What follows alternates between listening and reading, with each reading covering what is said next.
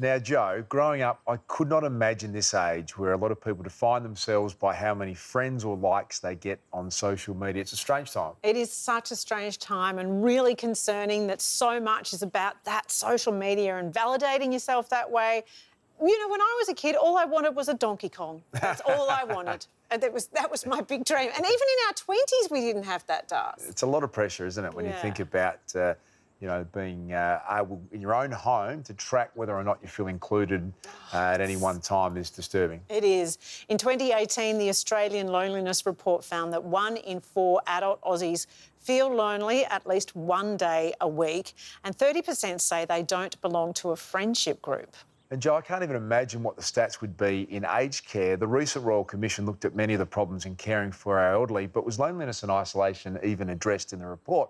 Well, Dr. Barbara Barbosa at Neves has actually researched loneliness in aged care, and I'm sure Barbara will have some answers. Barbara, welcome to the House of Wellness. Thank you so much for having me, and thank you to the House of Wellness for talking about this really important issue. Of the many studies we talk about, Barbara, this one's particularly resonated. There's something very sad about a study into loneliness. Can I ask, why did you choose it and how did you go about conducting it? I've been looking at loneliness for many years, first in Canada and now here in Australia.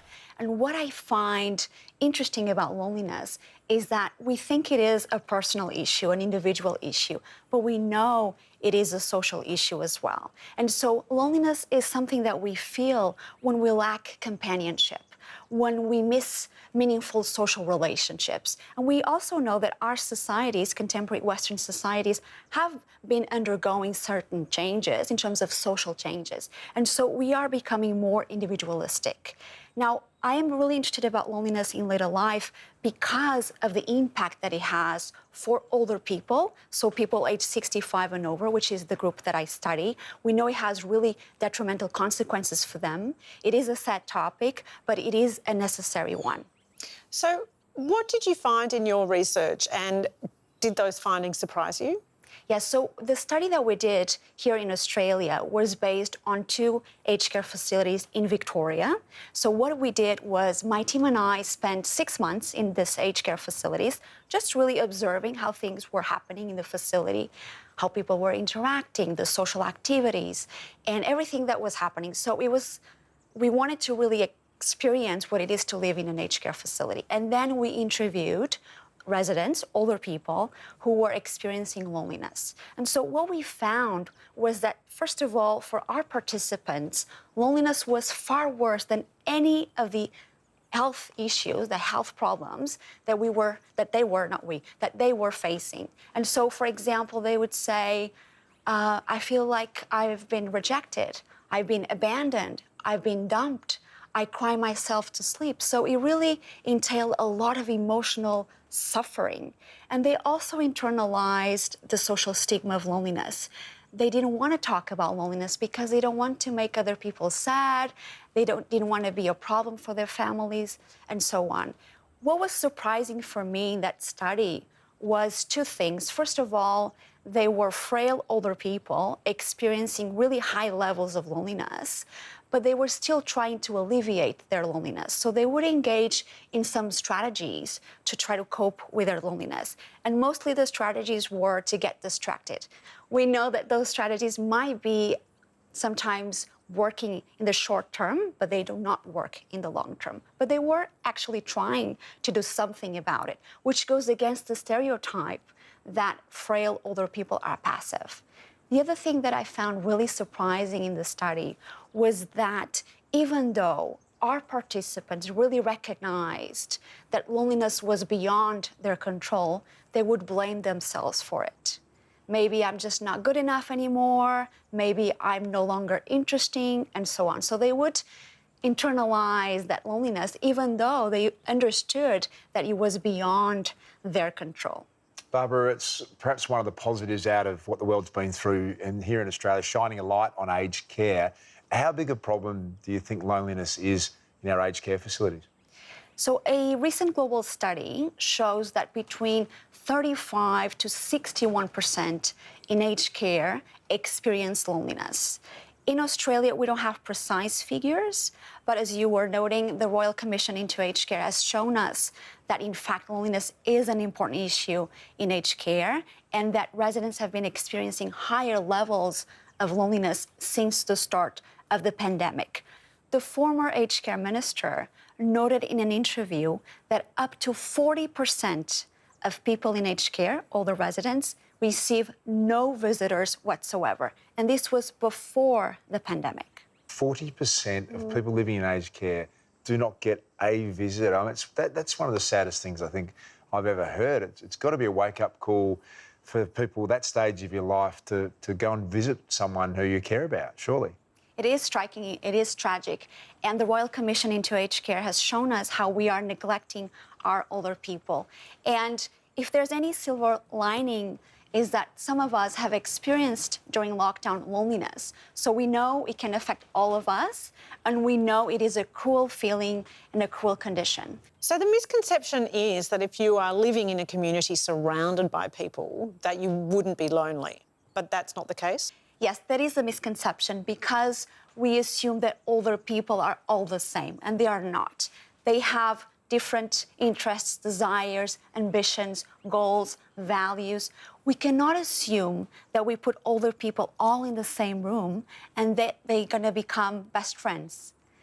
People are very different, even within that age group. Yeah. The other thing that I think there's a misconception about is that we are confusing quantity with quality. Loneliness is about lacking meaningful social relationships. It's not the number of relationships that matters here, is the quality. I can have many family members and friends and still feel lonely because, again, it's not about the number of relationships, but it's about the quality of relationships in our lives. The other thing, or the other element about aged care is that due to levels of frailty, older people living in aged care don't have the same opportunities for broader social engagement.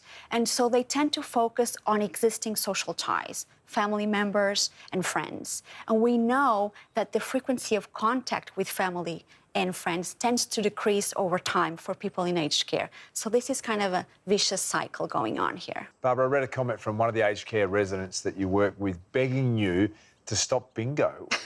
Why would that be the case? Yes, that participant, his name was Gurney. This is not his real name. It was the name that he chose for the study.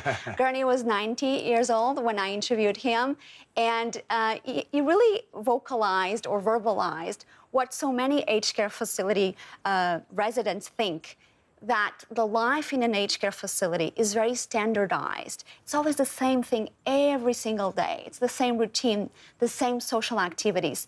Aged care is built around the idea of what we think older people want. And bingo is one of those activities that we think all older people love. Well, Gurney was telling me that, and he was a very funny participant, and he said, well, people think that bingo is sex for older people. But actually, it is not. A lot of older people think that bingo is actually terribly boring.